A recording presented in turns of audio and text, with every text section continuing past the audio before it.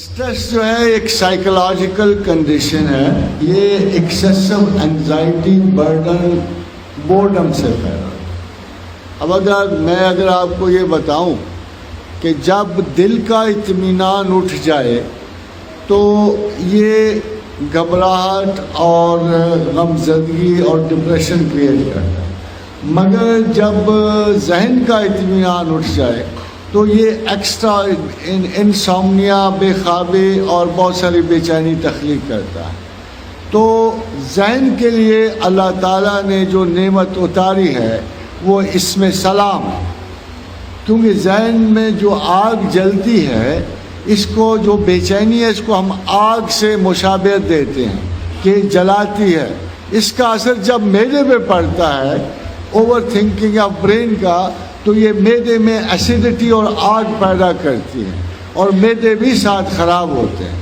تو یہ آگ کا اثر ہے اس کی بے چینی اور اضطراب کا، مگر اللہ نے اس کے لیے بڑی خوبصورت نعمت اتاری ہے اور وہ اسم سلام ہے. اسم سلام کا مظاہرہ یہ ہوتا ہے کہ اللہ نے اپنی طرف سے جو تمام پیغمبران کریم پر جو خوبصورت ترین اسم اتارا ہے وہ اسم سلام ہے.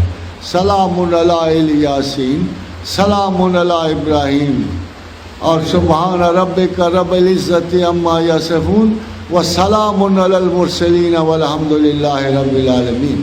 تو یہاں تک تو اللہ نے واضح کر دیا کہ سب سے خوبصورت جو چیز ہم نے پیغمبروں پہ اتاری ہے اس میں سلام ہے، مگر ایک موقع پہ آ کے یہ ڈیمونسٹریٹ کیا کہ یہ اتاری کس پہ ہے.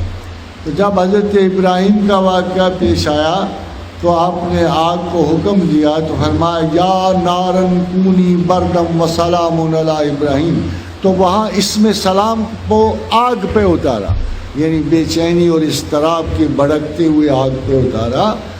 اور آج بھی اگر کسی شخص کو ذہنی بے چینی کا حل چاہیے تو اسم سلام کا جتنا اچھا ورد کرے گا اتنی جلدی، اور اگر دل کی اضطراب کا امن چاہیے تو اس میں مومن ہے جو دل کی حفاظت کرتا ہے.